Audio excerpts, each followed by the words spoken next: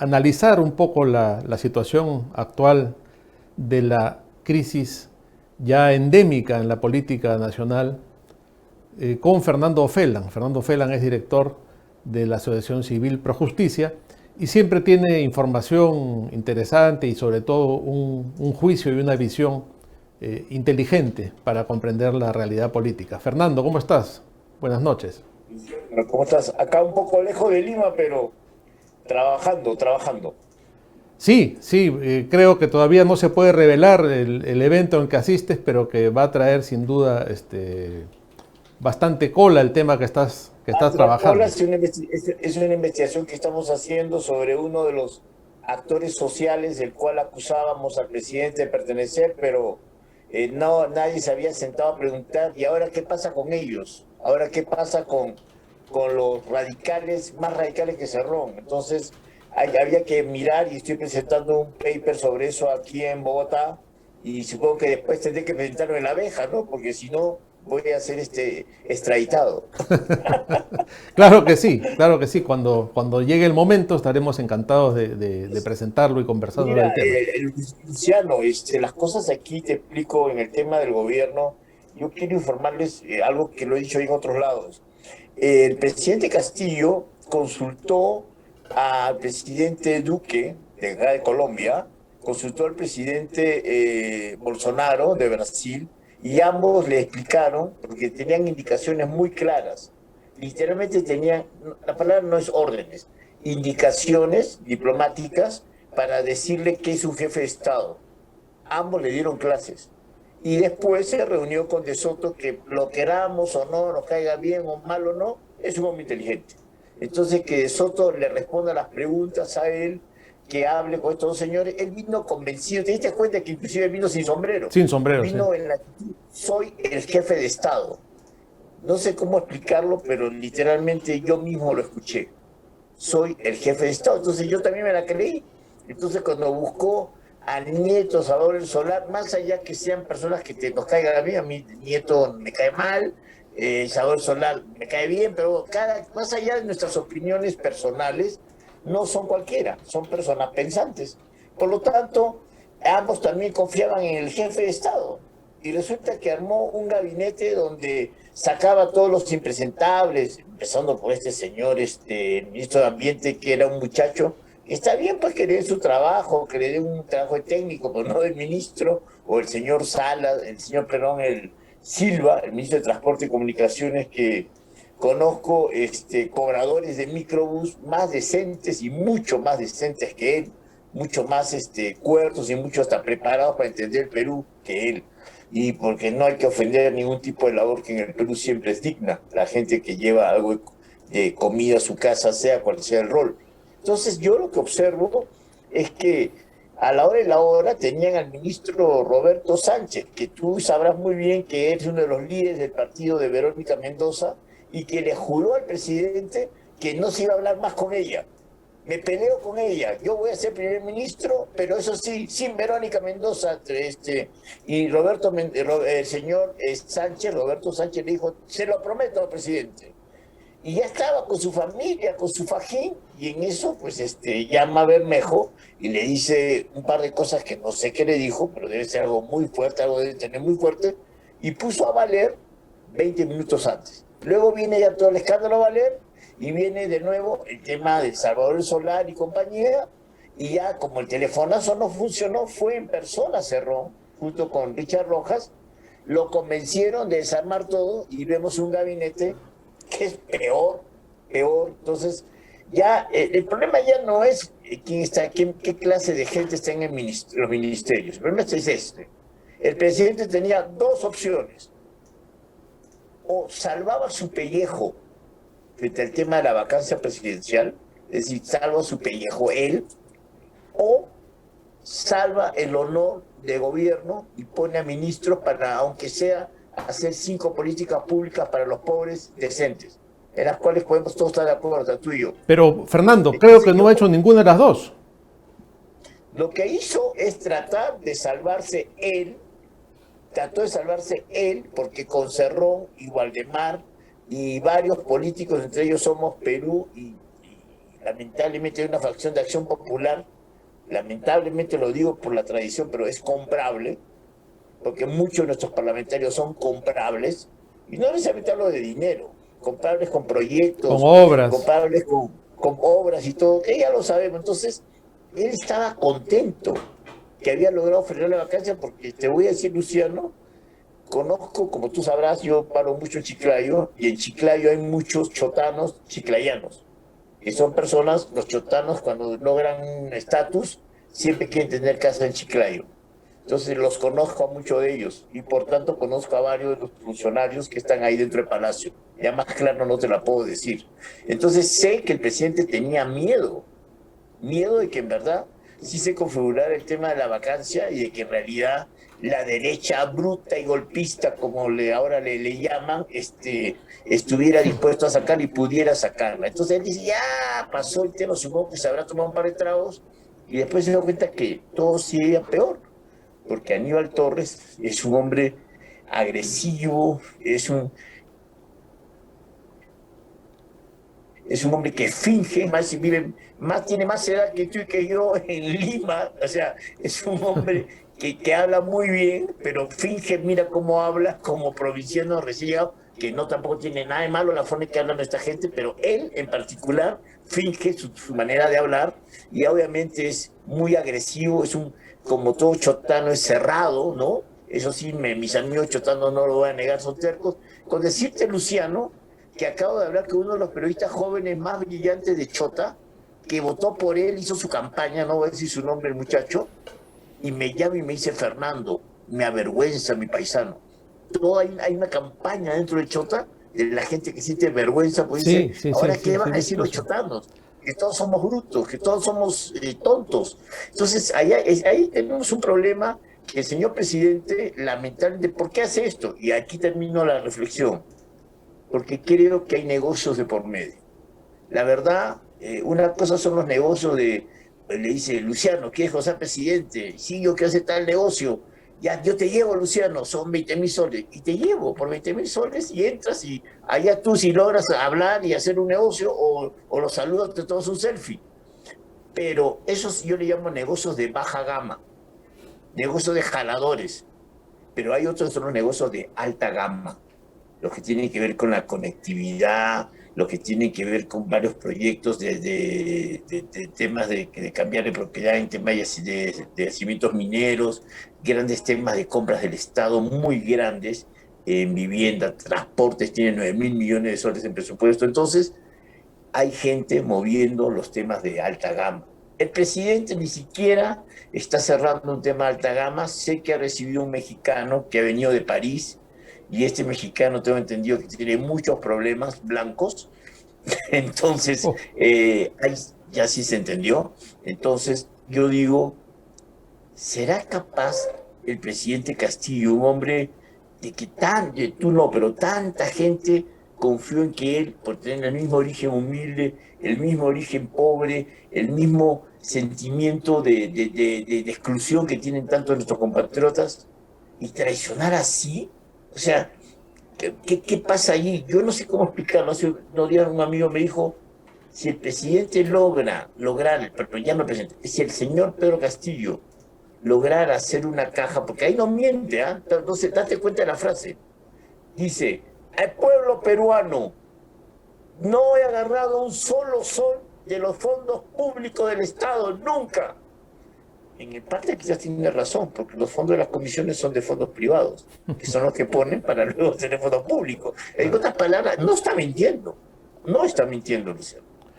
Ahora, Fernando, ¿cómo tú conoces muchas cosas tú que suceden detrás de la escena? Sí, Eh, sí, Tú has mencionado que Valer fue puesto 20 minutos antes y que por eso vino con el fajín de plástico que lo deben haber fabricado en Mercado Central, ¿no? Y hicieron esta juramentación, ¿no? Valer fue primer ministro por 4 o 5 días y aparece en escena esta persona que tú has descrito con tanta claridad como un actor intransigente de la política, que es el nuevo primer ministro.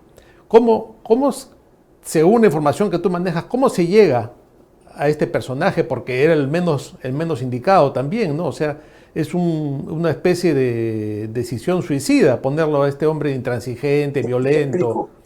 Sí. Gracias, como, gracias como primer por ministro, ¿no? preguntarlo. Lo que pasa es que hay dos grupos, el grupo de los chotanos y el grupo de los huancaínos. Los huancaínos están disfrazados bajo el nombre de Perú Libre, pero básicamente son gente huancaína, empresarios, comerciantes, empresario libre, empresario sucio.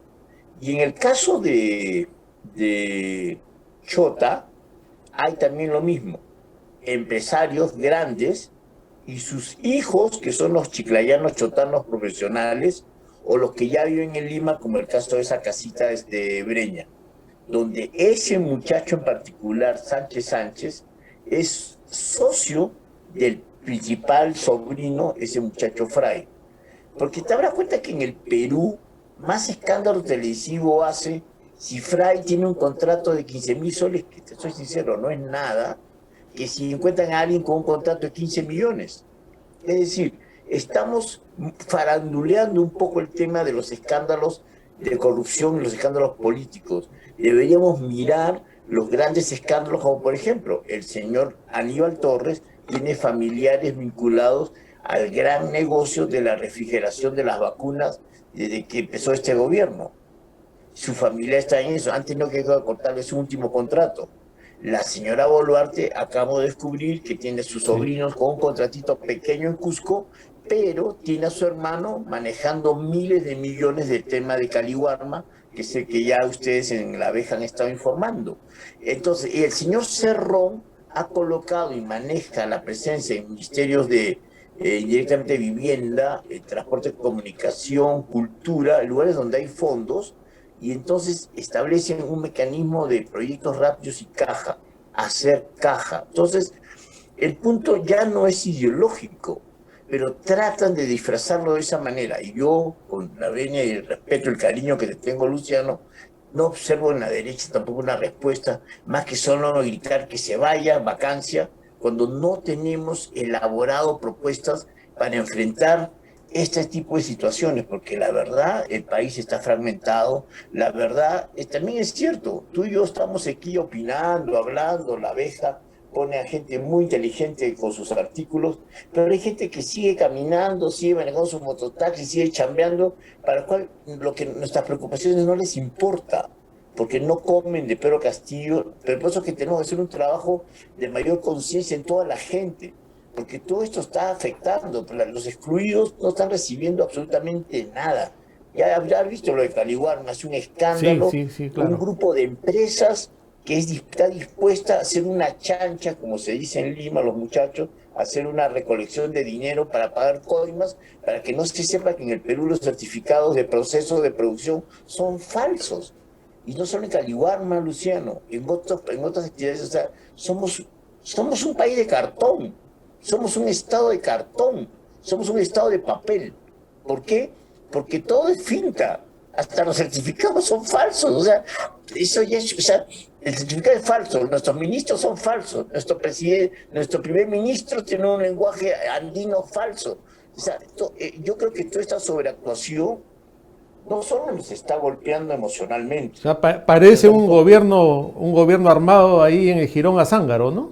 Todo es de sí, utilería, todo es bamba, todo es falso. un gobierno Armani de muchas cosas de tipo farándula como la televisión y Sí. también un gobierno lleno de falsificaciones.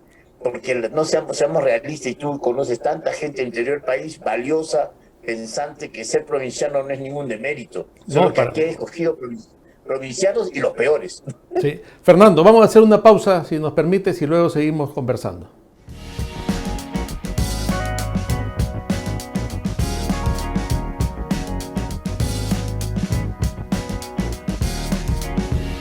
Estamos de vuelta en el vuelo de la abeja y conversando con Fernando Felan sobre diferentes aspectos de la realidad y de la crisis política que vivimos en el Perú.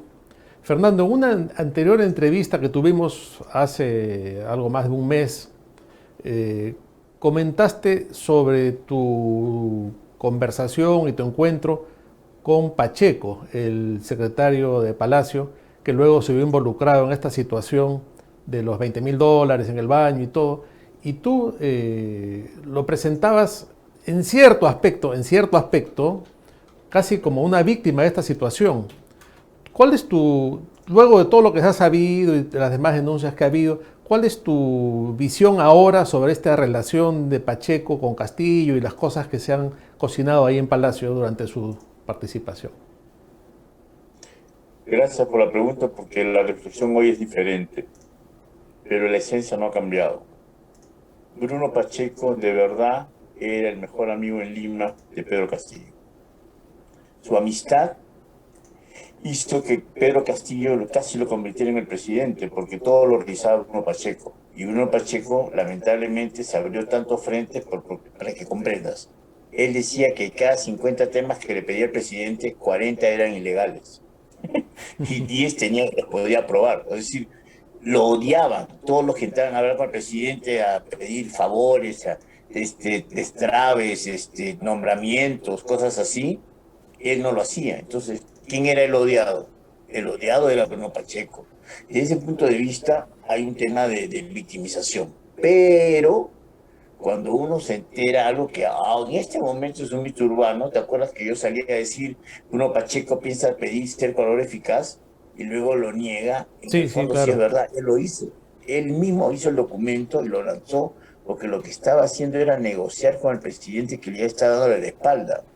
Porque luego viene toda esta campaña de donde viene el presidente, este señor Rincón, el tema Hildebrand y Lucar, que ahora todo el mundo le da la espalda, y el presidente se dedica a decir, maldita la hora que conocí a ese hombre, nunca debí conocerlo. O sea, una cosa tan agresiva contradiciendo esa vieja teoría cuando encuentras al ladrón del reloj y le echas la culpa de todos los relojes que se robaron en ese lugar 6 meses antes y lo que se va a robar 6 meses después. O sea, Bruno Pacheco era el corrupto maldito que ya la parte podrida ya lo sacaron y ahora todo está bien. Eso era lo que él vendía al presidente Castillo, pero ha trascendido que estos famosos $20,000 que se encontró en el baño eran en realidad lo que Bruno había picado de un fondo de 200,000 que habría entregado la señora Carilín. Esto es un tema que está como información trascendida en el Ministerio Público.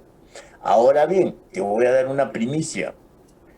En los siguientes días, la señora Zoraida Ábalos va a renunciar al cargo porque ya sabe que ya tiene demasiadas cosas detrás, ha visto hoy, ayer la prensa, demostrando inclusive su relación con los cuellos blancos.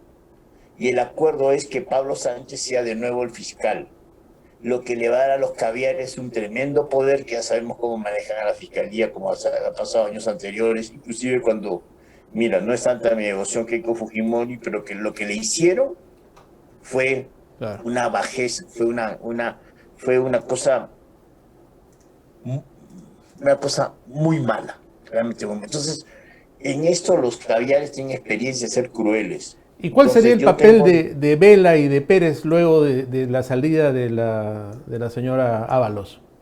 ¿Se fortalecen yo sé que, o yo por sé el que hay contrario? ciertas, no, yo sé que hay ciertas oposiciones. Yo creo que ellos tienen sus propios juegos políticos internos, sus propias ambiciones. Vela tiene una ambición de querer ser fiscal de la nación, un fast track de forma rápida. Viste que el otro señor, el otro fiscal, que es un poco intenso, por usar la palabra, ¿no? Entonces no puedo decir ahora hacia dónde apunta. Lo que sí puede quedarme claro es que recuérdalo, estamos ya hoy día 15 de febrero, hoy se acaba la vacación judicial y ya a partir de las siguientes 3 semanas empiezan los juicios de Martín Vizcarra, Humala y Cerrón. Entonces, tener a Pablo Sánchez, que en su momento protegió a Vizcarra, no me parece raro ahora que pongan a un fiscal de la nación que no va a tocar ni a Humala, no va a tocar quizás a Vizcarra, y obviamente no están tocando a Cerrón, y por no tocar a Cerrón, no tocan a Bermejo. Aquel que se cree el cuento de que Bermejo y Cerrón se odian, están totalmente fuera de foco. Esta gente es muy, esta gente es muy astuta, y tengo la impresión que hay que hacerle un poco de seguimiento, nos gusta o no, el diario El Comercio está que da la hora con sus informes documentados. Sí. ¿no? Nos estamos, a veces miramos un poco de farándula política en televisión, pero el comercio está sacando informes documentados y tengo entendido que tienen una bomba. Eso quiere decir que si logran acreditar de alguna manera concreta, documentaria, como debe ser, alguna situación de corrupción, así sea pequeña, del presidente Castillo, yo creo que esto explota. Y así los parlamentarios han recibido prebendas, proyectos o cosas, nadie va a defender una papa caliente. Creo que eso es lo que de alguna manera ya Como fue en intuye. su momento con Vizcarra, que ya resultó indefendible, ¿no? Así es, yo tengo la impresión que eso va a ocurrir. También es cierto que dentro del Congreso hay falta de unanimidad, quieren hacerla larga hasta que pongan a otra persona en el lugar del señor Alba, a quien la han maltratado a la pobre de conspiradora de Casa Andina con esos eventos de los alemanes.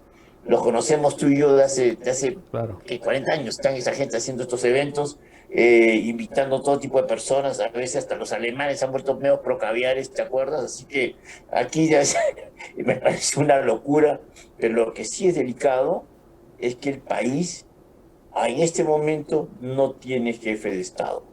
El Perú tiene un hombre que fue elegido presidente, un hombre que representó las esperanzas de muchas personas, incluso la mía, como bien lo sabes, y me lo haces recordar cuando tengo como cura que me dice cuánto tengo que rezar. Entonces, aunque todavía tengo que rezar más, este señor Castillo también desilusionó, pero lo que más me duele es que desilusiona a gente que tuvo esperanza de que alguien como ellos podía hacer tres o cuatro cosas. ¿Sabes cuál era mi esperanza para que te termines de reír de mí? Por la llegada que yo tenía, después de nombrar a un buen primer ministro, que el presidente saliera en televisión, en un programa muy importante, y diga con su propio lenguaje 6 medidas concretas para ayudar a los pobres en los siguientes 90 días. Muy técnicas, aprobadas por el MEF, aprobadas por el MIDIS, además ya las tenía, además ya las había elaborado. Y no le importa, no le importa. Claro, bueno, ahí tú estás siendo demasiado optimista, ¿no? Porque estamos ante un personaje que no ata ni desata y que está en medio de una orgía de repartija, ¿no? Si no es para un lado es para el otro. Y ese es el fondo del gobierno, ¿no? No hay ni el más mínimo atisbo de que haya un estadista ahí de por medio o alguien con el criterio suficiente para encaminar a este hombre. Además que finalmente, Luciano, el poder saca lo peor de uno. Y yo creo que en el caso de él, aquí no le podemos negar que tenía un carisma, no le podemos negar que su comunicación, su origen, todo eso impactó, nos impactó a ti y a mí, quizás a ti diferente, obviamente, pero todo se fue al diablo porque el poder seduce tanto y cuando te ponen mucho billete adelante, pues eso hace que hasta los, entre comillas, los más revolucionarios caigan. Ya tú mira nomás las pseudo revoluciones de izquierda que tenemos con estos capitalismos de Estado, mira tú lo que está pasando. Entonces, nada, yo creo que Castillo desilusionó como presidente. Creo que ya el país, los propios chotanos se sienten, si ya no quieren que le digan chotano, va a haber, los propios ronderos están armando reuniones para destrozarlo. Y yo lo único que espero es que este escenario no nos lleve a una cuestión de violencia. Por eso no te puedo contar el informe de aquí, pero puedes intuir que lo que más me preocupa es que los muchachos menores de 30 están en agrupaciones radicales ante lo que ellos llaman, ante esta vergüenza de un pseudo gobierno de izquierda, deciden tomar a hacer cosas violentas. Nadie quiere que maten a nadie, nadie quiere regresar a los tiempos del terror. Y lo que más me entristece, y es así, lo pongo en tu cancha, la derecha peruana, conservadora, no conservadora, católica, progre, la derecha, hasta la derecha caviar, nadie propone cosas concretas para enfrentar en el Estado. Eso es lo que también me da mucha rabia, John. Lamentablemente eso que dices es muy cierto, ¿no? Hay una total ausencia de liderazgo que nos puede llevar a un desastre aún mayor, ¿no? Porque no se ve propuestas ni liderazgo a la vista.